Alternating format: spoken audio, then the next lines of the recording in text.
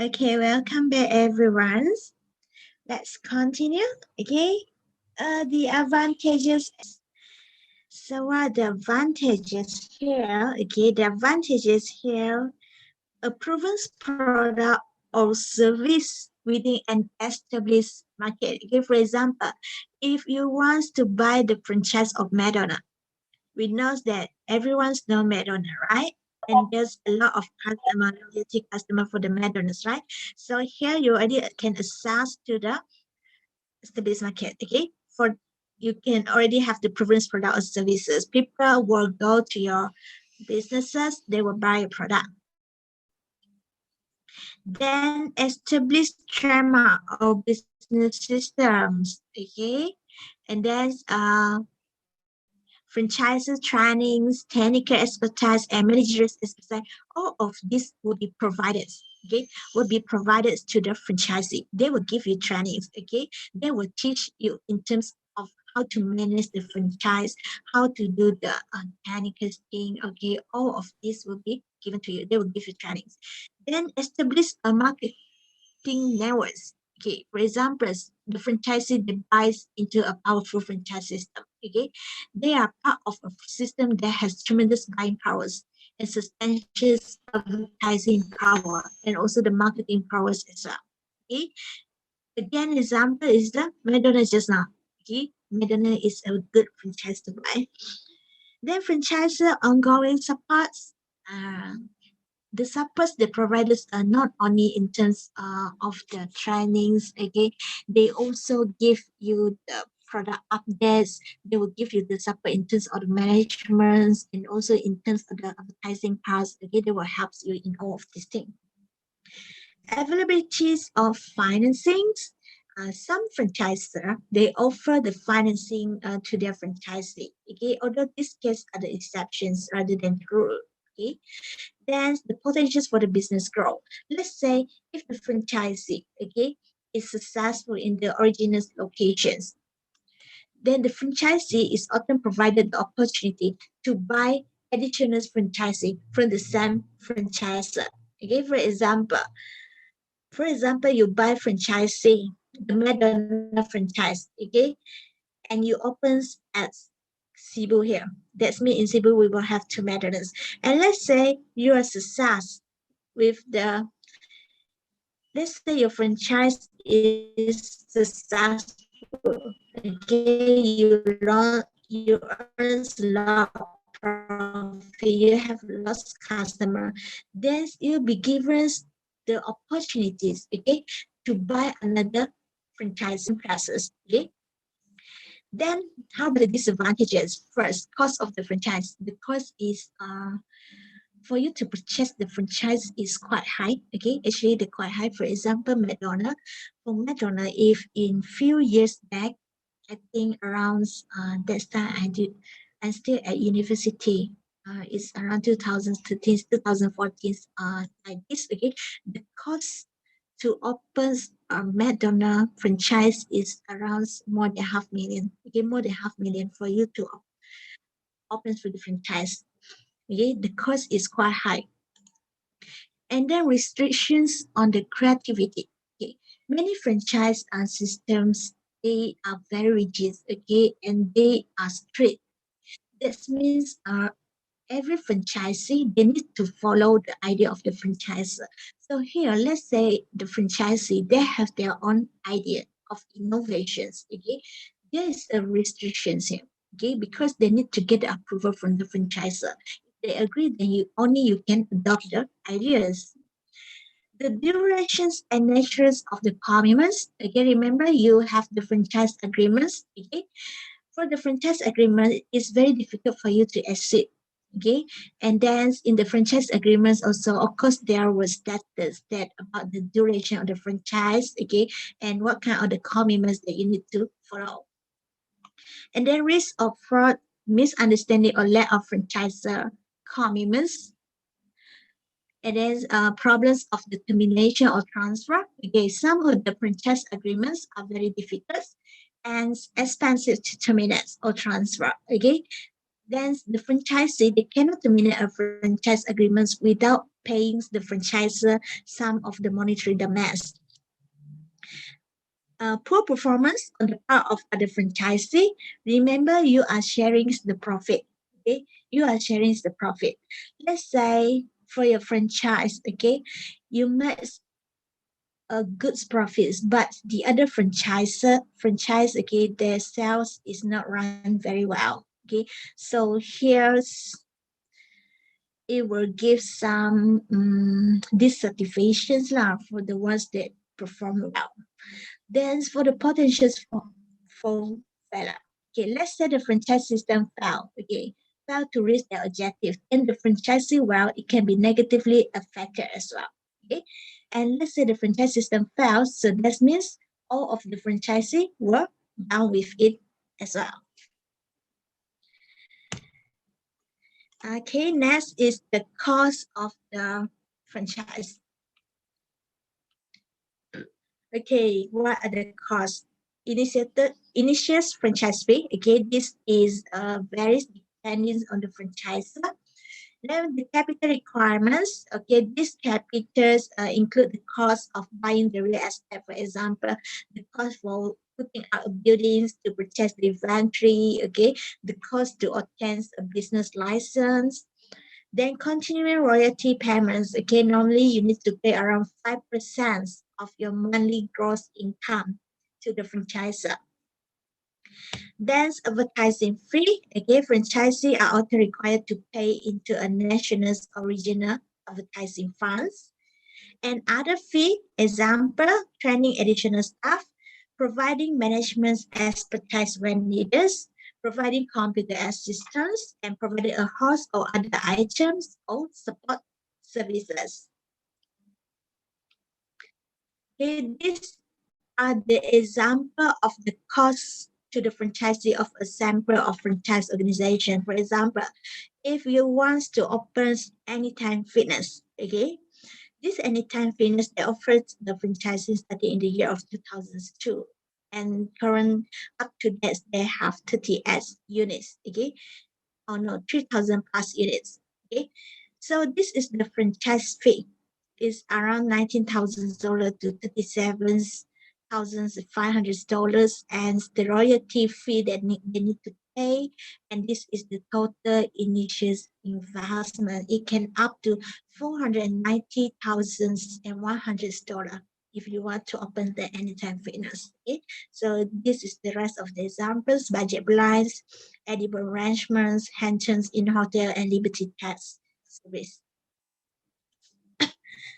Okay, another examples from other organizations: Pinkberry, Play It Again Sports, okay, Mexican's Grill, EPS Stall, Weather Preserve. Okay, next is the step in purchasing a franchise. So in order to purchase a franchise, there are 7 steps. Okay, 7 steps. So the first rule of buying a franchise is to avoid making a hasty decisions. Owning a franchise is typically costly and labor intensive. So as a result here, the purchase of a franchise, it should be a careful, deliberate decisions. As there are 7-step process. Okay, step number 1, visit the franchisor outlet. Okay. You need to meet with the franchisor. Okay, you need to meet with them, visit their outlets, and talk to the owner and employee. And during the visit, okay, you need to continually ask, okay, is this the type of business that I will enjoy owning and operating or managing? Okay, this is the first step. And step number 2, meet with a franchise attorney. Okay, so the attorney they will prepare the prospective franchise for meeting with the franchisor, and here you will review all of the documents, okay, before all of the documents are signed. And then step number 3, you meet with the franchisor and check the franchisor references. Okay, during this meeting, the franchisee they should compare what was observed, okay, in the outlets with what the franchisor saying. Okay, you do the comparisons here. And then here maybe you'll be given some documents. Okay, for example, the franchise disclosures documents for your references. So in these documents, there will be a list of all the franchises that have dropped out of system in the past 3 years, okay, and along with the contact information as well. So here you need to do the double check, triple check, okay, of all of the references. Next step number 4, review all the document with the attorney, okay. You need to review all, including the franchise disclosure documents and also the franchise agreement just now.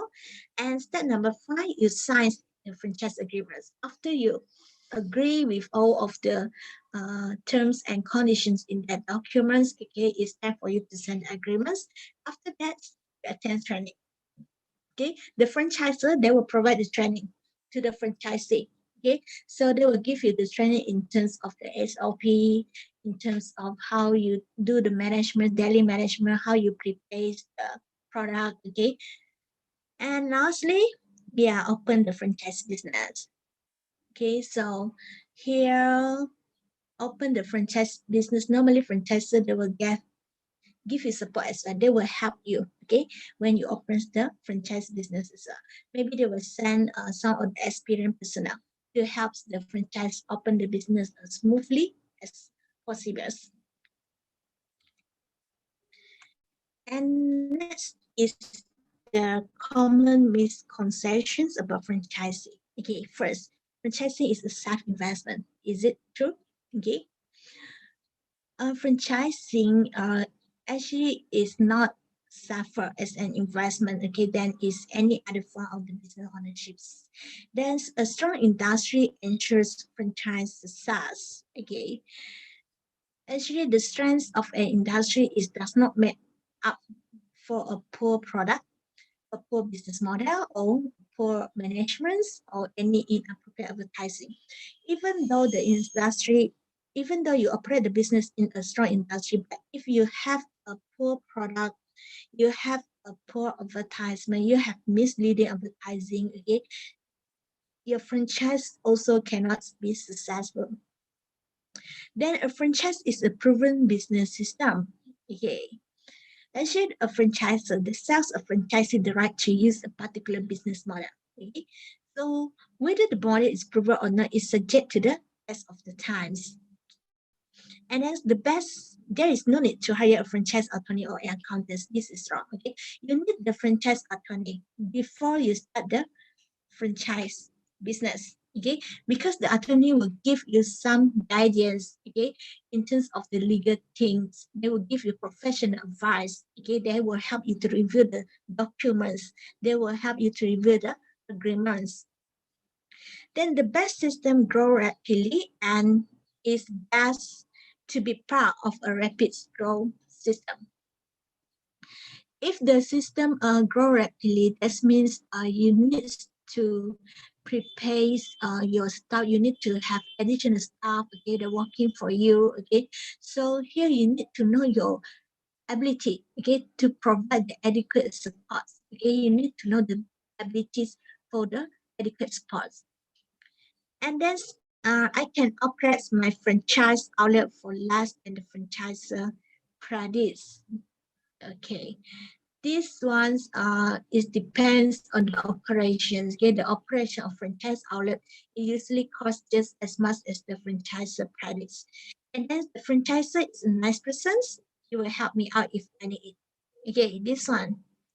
We know that the human nature is relies on the goodwill, okay, of others. So every individual, they will have different characteristics, they will have different personality. So you don't expect all franchisor is a nice person, and don't expect all franchisor will help you out, okay, when you need them.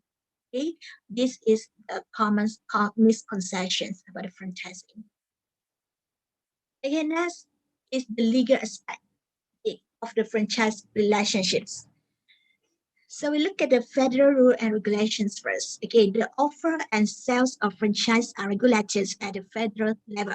And according to the Federal Trade Commission's Rule 436, franchisor must furnish potential franchisee with written disclosure that provide information about the franchisor, the franchise business, and the franchise relationships. In most cases, the disclosure are made through a lengthy documents referred to as the franchisor disclosure document (FDD), and it contains 23 categories of information that give a prospective franchisee a broad base of information about the background and also the financial health of the franchisor. If in terms of the franchise ethic, okay, the majority of the franchisor and franchisee are highly ethical. There are certain features of franchising, however, that may is subject to ethical abuse. Okay, and these features are as follows. First, they get rich quick mentally. The first assumption that buying a franchise is a guarantee of business success, and the conflict of interest between the franchisor and also the franchisee. Then for the international franchising. Okay, international franchising,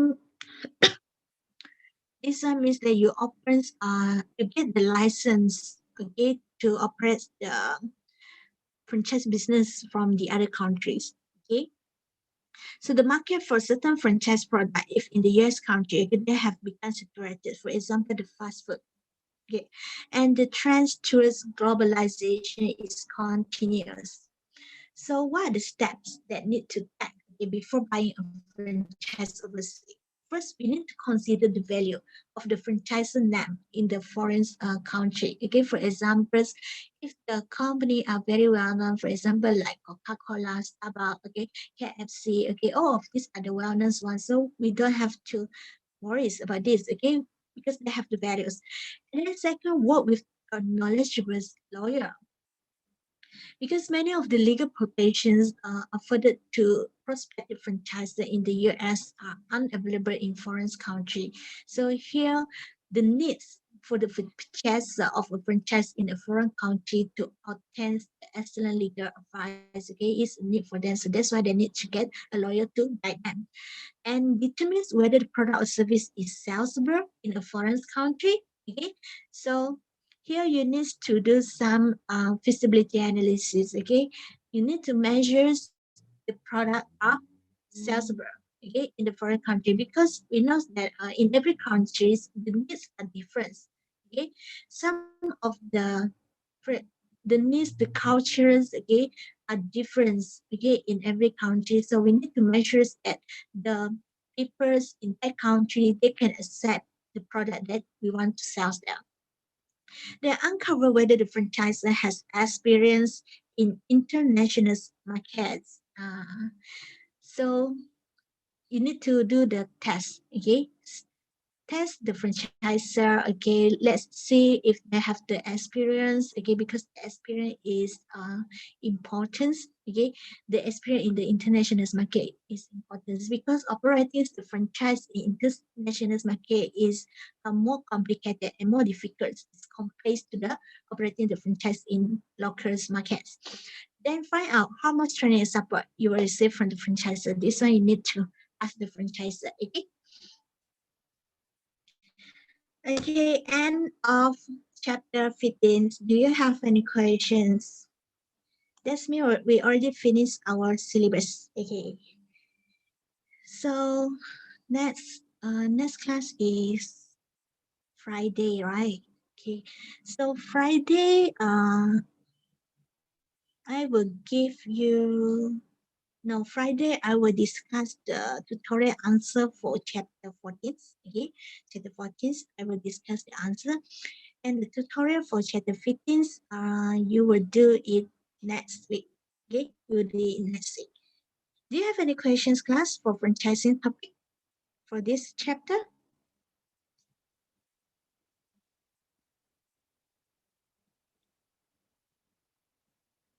Any questions?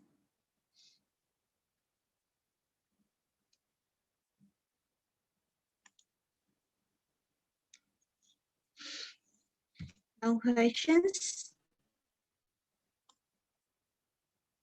This Friday is Good Friday.